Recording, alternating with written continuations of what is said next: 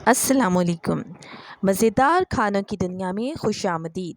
Food fiesta आपके लिए लाया है मटन यखनी पुलाव। तो आए मिलकर बनाते हैं ये मज़ेदार पुलाव। सबसे पहले एक कुकर में हम 1 किलो मटन डालेंगे, 1 चम्मच साबुत सूखा धनिया, 1 प्याज हमने उसको रफली काट लिया है बड़ा बड़ा, लहसुन और अदरक मैंने दोनों जो हैं वो छीले नहीं हैं, ऐसे ही डाल दिए लेकिन अच्छी तरह से धो के, 3 हरी मिर्चें, 1 बड़ा चम्मच सौंफ और 1 चम्मच नमक। ये सब चीज़ें हमने कुकर में डाली।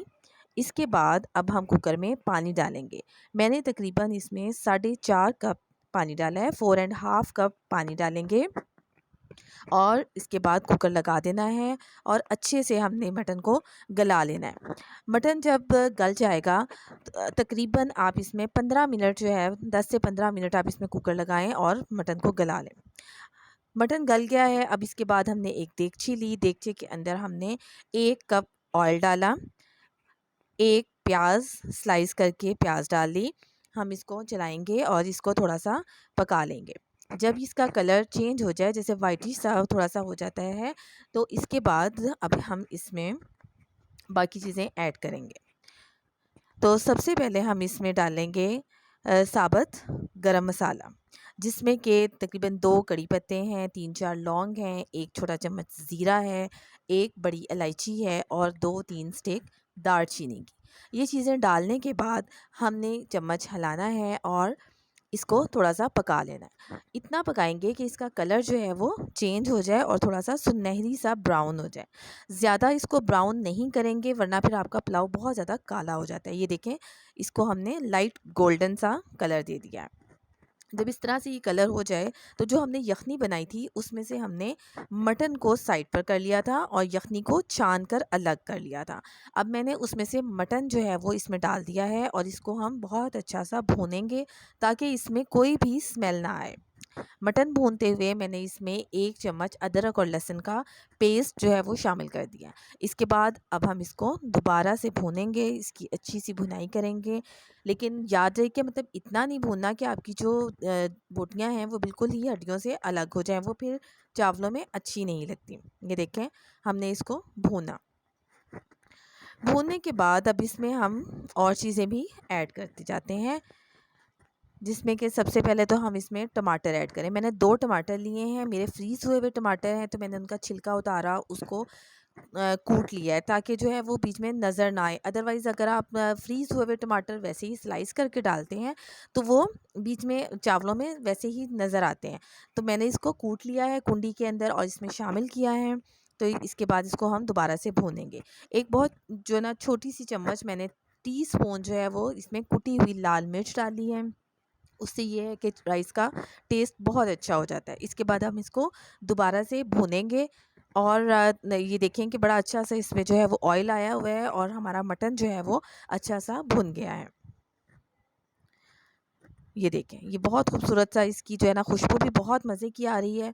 और इसके बाद अब हम इसमें यखनी ऐड करेंगे। यखनी मेरे पास 3 गिलास जो है वो यखनी है जो मैंने इसमें डाली है, क्योंकि मैंने 1.5 गिलास राइस लिए हैं। 1 एंड हाफ़ ग्लास मेरे राइस हैं, तो मैंने इसमें यखनी ऐड की और ये पका लिया। इसको पकाने के बाद अब हम इसमें राइस ऐड करेंगे। यखनी क्योंकि बहुत गर्म है तो इसको दोबारा से बॉयल देने की ज़रूरत नहीं है। मैंने अभी यखनी डाली निकाल ली थी, ये देखें बॉयल आना शुरू हो गया है। तो मैंने इसमें नमक डाला है।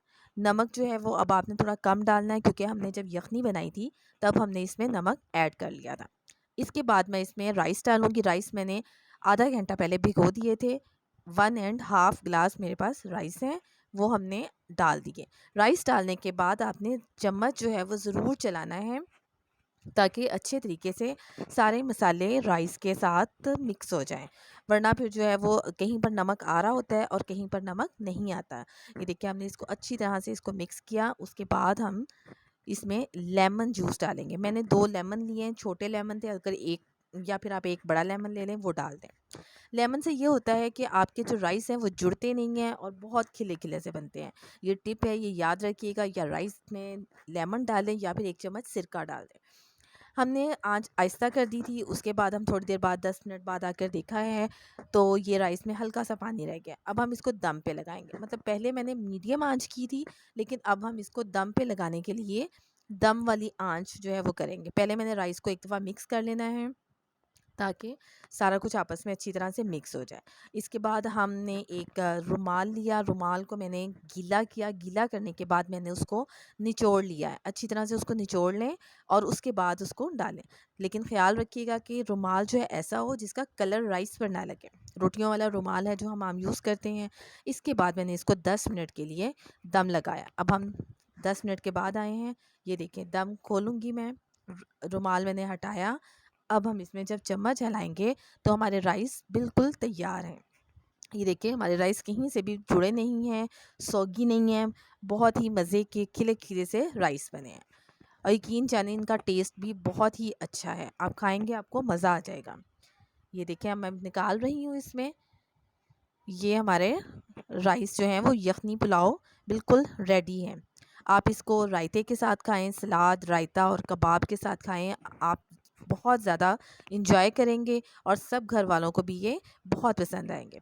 मेरे चैनल को लाइक और सब्सक्राइब करना मत भूलिएगा। इंशाल्लाह ताला और अच्छी-अच्छी रेसिपीज़ के साथ आती रहूँगी, और कमेंट सेक्शन में ज़रूर बताइएगा कि आप कौन-सी रेसिपी देखना चाहते हैं। Thank you.